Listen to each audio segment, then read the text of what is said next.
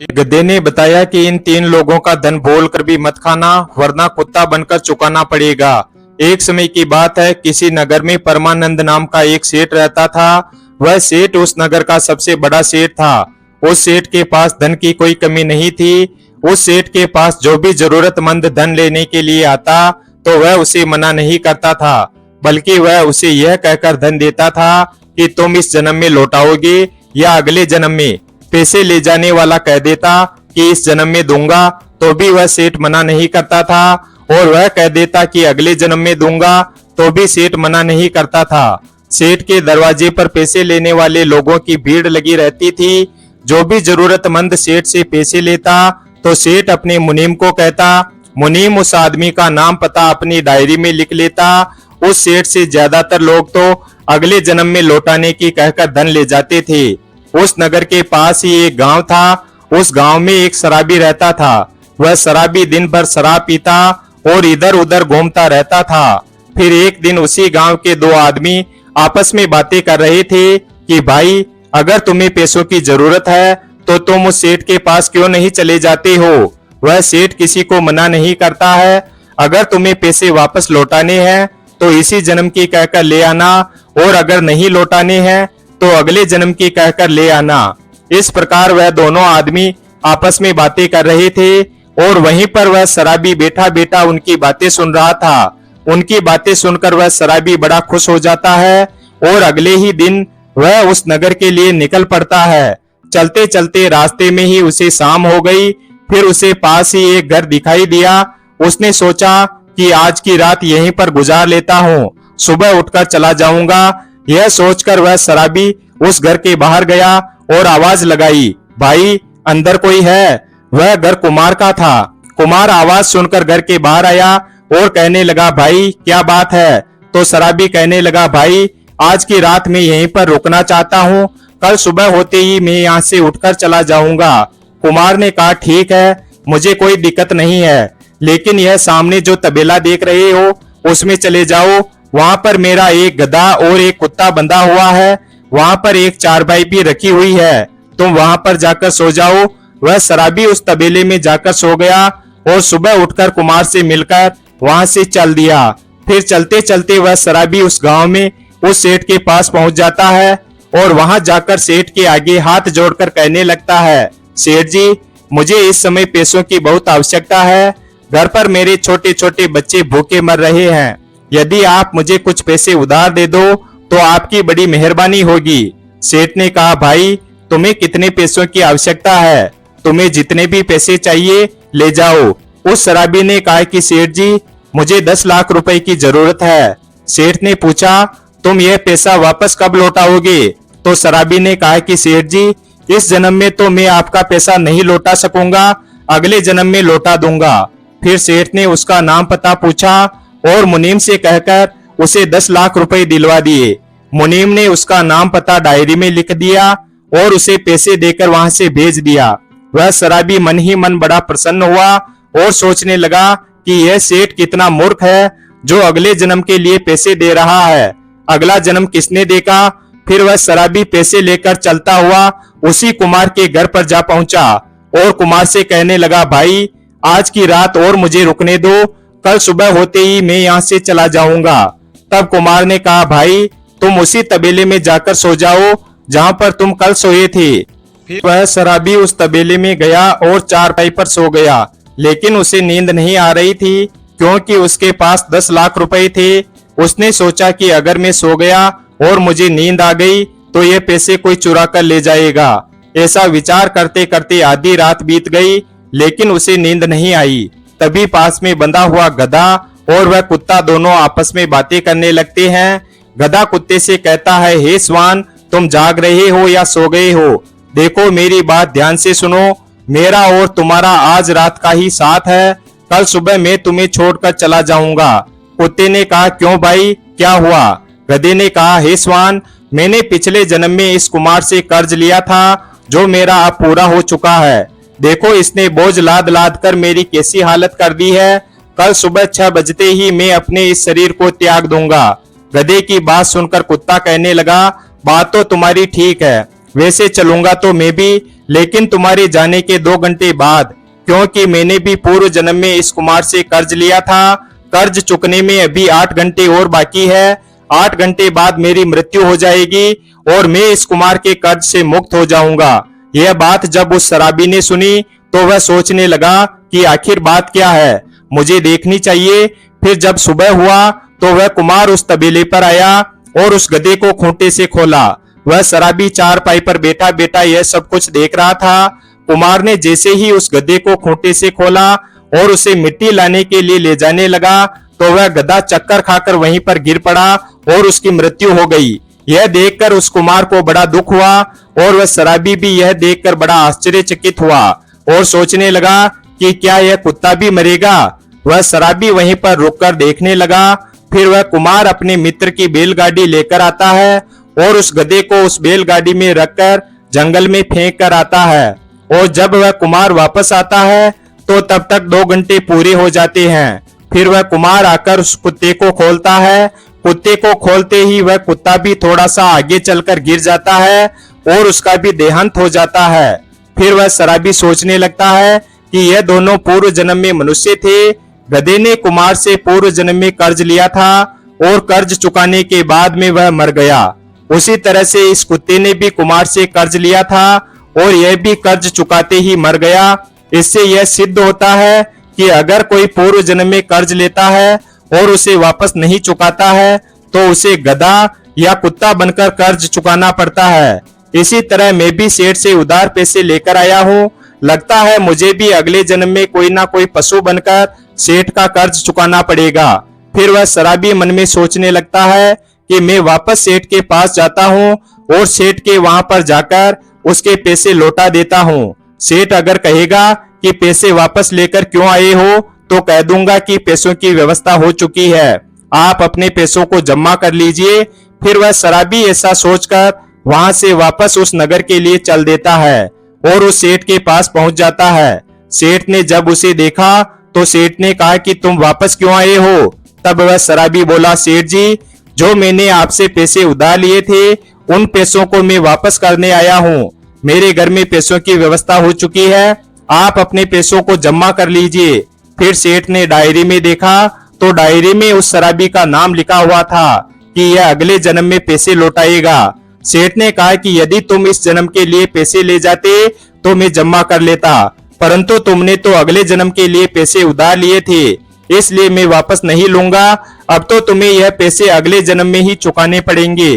फिर वह शराबी वापस अपने घर के लिए रवाना हो जाता है और रास्ते में विचार करने लगता है कि अब तो मुझे इस सेठ के घर गधा या कुत्ता बनना पड़ेगा और यह सेठ डंडे मार मार कर एक एक पैसे का मुझसे हिसाब बराबर करेगा।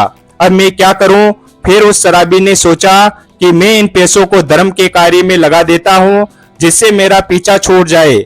यह सोचकर वह शराबी चलते चलते उसी कुमार के पास पहुंच जाता है और कुमार से कहने लगता है कि भाई, मैं आपके घर के पास ही एक कुआं खुदवाना चाहता हूं।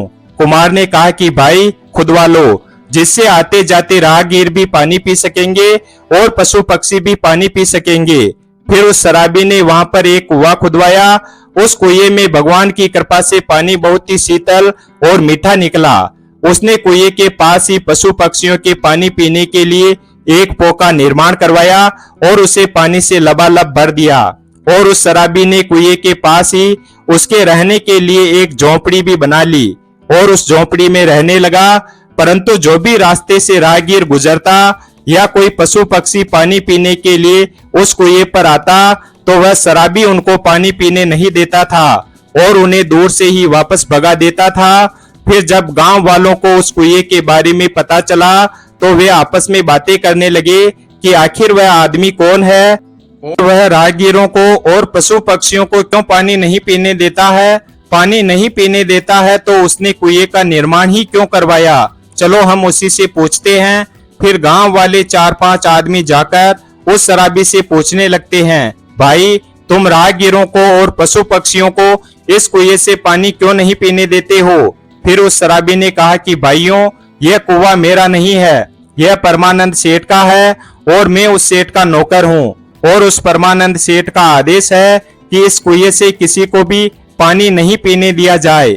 फिर यह सुनकर वह गांव वाले 4-5 आदमी मिलकर उस परमानंद सेठ के पास गए और कहने लगे, अरे सेठ जी, आपने इतना सुंदर कुआं खुदवाया है, जब आप उस कुएं से किसी को पानी नहीं पीने देते हो तो आपको कुआं खुदवाने का क्या फायदा। कुआं का नाम सुनकर सेठ चौंक गया और कहने लगा, भाइयों, आप किस कुएं की बात कर रहे हो? मैंने तो कोई कुआं नहीं खुदवाया है। फिर गांव वालों ने कहा, नहीं सेठ जी, आप हमें पागल मत बनाओ, हमने अपनी आंखों से देखा है। उस कुएं पर एक बोर्ड लगा हुआ है और उस बोर्ड पर मालिक के रूप में आपका ही नाम लिखा हुआ है और आपने एक नौकर वहां पर बिठा रखा है, वही नौकर हमें पानी नहीं पीने देता है। सेठ ने कहा, भाइयों, मैंने तो ऐसा कोई कुआं नहीं खुदवाया है और जो कुएं मैंने खुदवाए हैं उन पर तो सभी लोग पहले से ही पानी पीते आ रहे हैं। मेरे किसी कुएं पर पानी पीने की मनाही नहीं है। फिर गांव वालों ने कहा, सेठ जी, वह कुआं आपका ही है और आप हमें पानी से वंचित करके पाप के भागी बन रहे हैं। गांव वालों की बात सुनकर सेठ बड़ा आश्चर्यचकित होता है और कहने लगता है कि चलो मैं स्वयं चलकर देखता हूँ। अब सेठ स्वयं उन गांव वालों के साथ चल देता है और उस कुएं पर पहुंच जाता है। सेठ ने जब उस कुएं को देखा तो वास्तव में कुआं बहुत ही सुंदर बना हुआ था और वहां पर एक बोर्ड लगा हुआ था। उस बोर्ड पर भी उसी सेठ का नाम लिखा हुआ था। फिर सेठ ने उस शराबी को अपने पास में बुलाया और कहने लगा कि भाई, तुम इस कुएं से लोगों को पानी क्यों नहीं पीने देते हो? क्या कारण है? और यह कुआं भी तुमने मेरे नाम से बनवाया है। मेरे नाम पर कुआं खुदवा कर और लोगों को पानी से वंचित रखकर मुझे क्यों पाप का भागी बना रहे हो, जबकि मैंने तो यह कुआं खुदवाया भी नहीं है। तब उस शराबी ने कहा कि सेठ जी, मैं आपसे 10 लाख रुपए अगले जन्म की कहकर उधार लेकर आया था, परंतु वह रुपए में घर लेकर नहीं पहुंचा। उससे पहले ही मेरी व्यवस्था हो गई और मैं उन पैसों को आपको वापस देना चाहता था, परंतु आपने यह कहते हुए मना कर दिया कि अगले जन्म के पैसों को मैं वापस नहीं लेता, वह तो अगले जन्म में ही देने पड़ेंगे। लेकिन सेठ जी, मैं उन पैसों को इसी जन्म में देना चाहता था और आपने उन पैसों को लेने से मना कर दिया। अब बताओ मैं क्या करता? इसलिए मेरे मन में यह विचार आया और मैंने उन पैसों से यह कुआं खुदवा दिया। पैसे तो आपके ही थे, इसलिए मैंने आपका नाम लिखवा दिया। अब मैं इस कुएं से किसी को भी पानी नहीं पीने दूंगा जब तक आप उन पैसों को माफ नहीं करोगे और अपनी डायरी से मेरा नाम नहीं काटोगे, तब तक मैं आपको ही कोसता रहूंगा। यदि आप मेरे उन पैसों को जमा कर देते हैं तो मुझे कोई हर्ज नहीं है, चाहे कोई भी आकर पानी पिए। यदि आपने पैसे जमा नहीं किए तो फिर मैं किसी को भी पानी नहीं पीने दूंगा। यह सुनकर सेठ भी बड़ा आश्चर्यचकित होता है कि इसने तो बड़े ही दिमाग से काम लिया है। फिर गांव वाले सेठ से कहने लगे कि सेठ जी, यह बहुत ही अच्छा आदमी है, देखो इसने कितना सुंदर कुआं बनवाया है। सेठ जी, आप इसका कर्ज माफ कर दो। फिर सेठ उस शराबी से कहने लगा, देखो भाई, मैं तुम्हारे अगले जन्म के पैसों को तो माफ नहीं कर सकता। तब वह शराबी कहने लगा, कोई बात नहीं, मत करो माफ, मैं किसी को पानी भी नहीं पीने दूंगा और इस पाप के भागीदार जिंदगी भर आप बनोगे। अब आप ही सोच लो कि आपके नाम से कितना अपराध होगा। फिर सेठ को वह बात समझ में आ जाती है कि मेरे पैसे हैं और मेरे नाम का ही लोग दुरुपयोग करेंगे और मैं नरक का भागीदार बनूंगा। सेठ कहने लगा, कोई बात नहीं है, मैं तुम्हारे पैसों को अभी जाकर जमा करता हूँ, परंतु तुम इन गांव वालों को पानी पीने दो और पशु पक्षियों को भी पानी पीने दो। आज के बाद से तुम किसी भी राहगीर को और पशु पक्षियों को यहाँ से नहीं भगाओगे। इस प्रकार सेठ ने उस शराबी के पैसों को जमा कर दिया और उसकी डायरी से उसका नाम भी काट दिया। फिर वह शराबी बहुत प्रसन्न होता है और अपने घर चला जाता है। उस दिन के बाद से उस शराबी ने ना तो शराब पिया और ना किसी के साथ बेईमानी की। उसके अंदर ब्रह्म ज्ञान जागृत हो गया। अगर हम किसी का एक पैसा भी मुफ्त का खाते हैं तो वह हमें किसी न किसी रूप में चुकाना ही पड़ता है। अगर हम किसी के साथ धन की बेईमानी करते हैं तो याद रखना, उस धन का हमें तो पता नहीं कि उसने कैसे कमाया था। यदि उसने वह धन धर्म के रास्ते पर चलकर कमाया है तो उस पाप का भागीदार उस धन को खाने वाला बनेगा। बेईमानी का धन खाने वाला दूसरों के पाप को भी अपने ऊपर ले लेता है और उस धन को कई गुना ज्यादा करके किसी न किसी रूप में उसे चुकाना ही पड़ता है। यदि आप भी यह सोचकर बैठ जाएं कि हमें इसका पैसा नहीं देना है, तो यह बात निश्चित मान लेना कि जिसका पैसा आप खा रहे हैं या खाया है, तो उसके यहाँ आपको गधा बनना पड़ेगा या कुत्ता बनना पड़ेगा और उस धन को चुकाना पड़ेगा।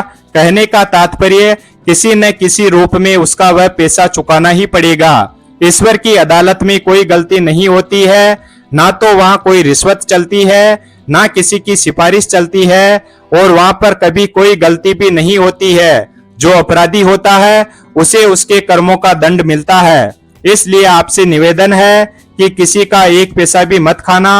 हो सके तो तुम्हारे पैसे भले ही कोई और खा जाए, आप सिर्फ ईमानदारी से रहिए। यदि आपने किसी के पैसे खाए हैं, नियत खोटी की है, तो यह पक्का मान लेना कि आपको उसके पैसे चुकाने पड़ेंगे, वह भी ब्याज सहित। याद रखना, अपने जीवन में इन 3 लोगों का पैसा भूलकर भी मत खाना। पहला, ठगी, बेईमानी और चोरी का पैसा कभी मत खाना। दूसरा, किसी देवस्थान या मंदिर पर चढ़ा हुआ पैसा भी कभी मत खाना।